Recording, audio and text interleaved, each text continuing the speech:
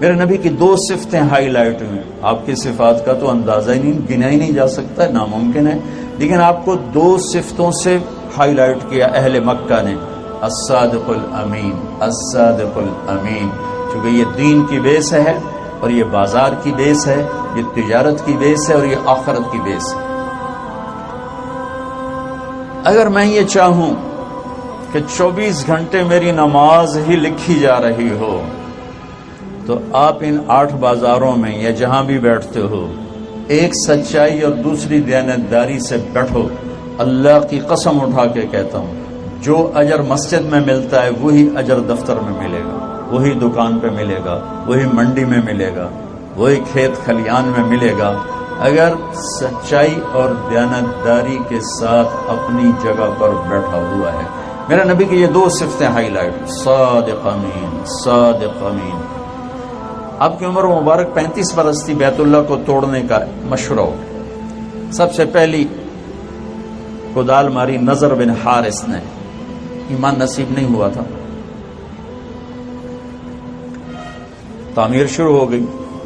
جب حجر اسود رکھنے کا وقت آیا تو آپس میں کھینچا تانی شروع ہو گئی.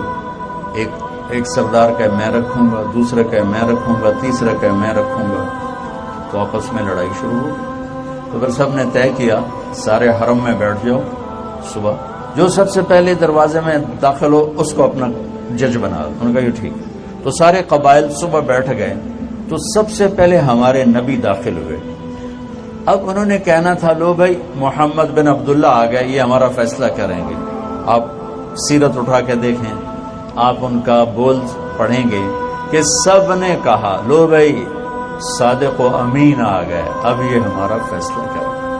یہ نہیں کہا محمد بن عبداللہ آ گئے صلی اللہ علیہ وسلم، لو بھائی صادق و امین آ گئے، اب یہ ہمارا فیصلہ کریں گے. تو آپ نے فیصلہ کیا، پتھر اٹھایا، ایک چادر پہ رکھا، چادر کے چاروں کونوں پہ عرب سرداروں کو کھڑا کیا. انہوں نے چادر پکڑ کے پتھر اٹھایا، جب وہ لیول پر آئے تو آپ نے خود اٹھا کر اور اسے وہاں جگہ پہ رکھ دیا. یہ جھگڑا ختم ہو گیا. میرے بھائیو، آپ سے گزارش کرتا ہوں اپنے بازار میں سچائی کو زندہ کر دو، دیانتداری کو زندہ کر دو. آپ اپنے وقت کے جنید بغدادی ہو، وقت کے ولی اللہ ہو.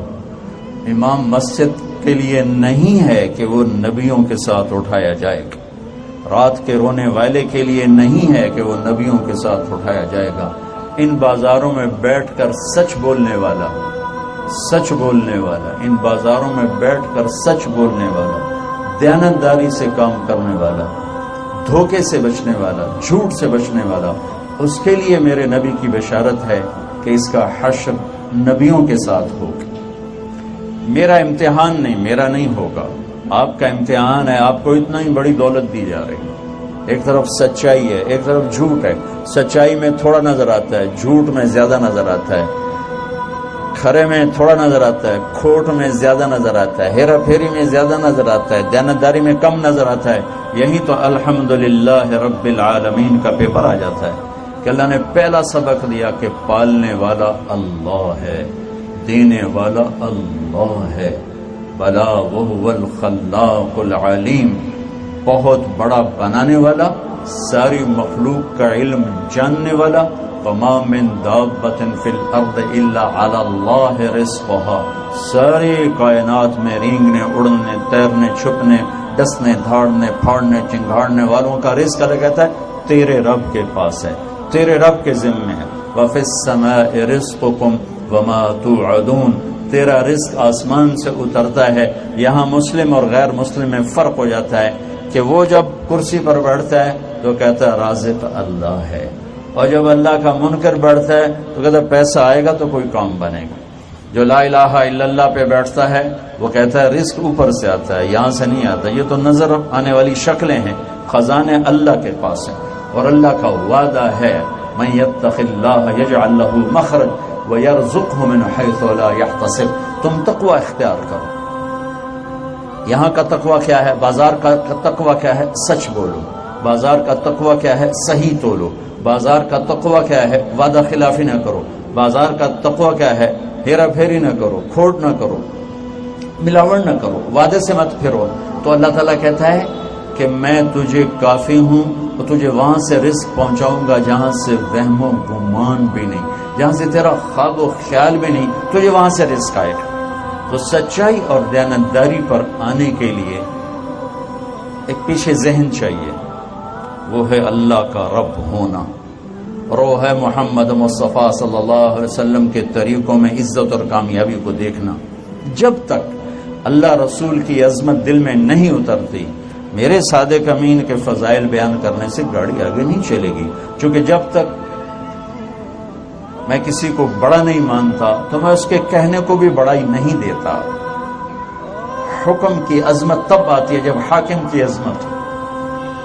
عبد الخالق صاحب یہاں رہے ASP، پھر وہ پروموٹ ہو گئے SP، پھر SSP کوئٹہ تھے. انہوں نے 4 مہینے شروع کیے تبلیغ میں، دوستی لگی اس سے، اللہ نے ان کو توفیق. ان کی جماعت آئی ہوئی تھی یہ جو ادھر مسجد ہے، تو اس وقت یہاں ظفر عباس لک ہوتا تھا SSP، وہ میرا روم میٹ بھی تھا اور ہاسٹل فیلو بھی تھا. 1 سال مجھ سے پیچھے تھا، لیکن ہم ایک ہی کمرے میں رہتے تھے تو بڑا تعلق تھا.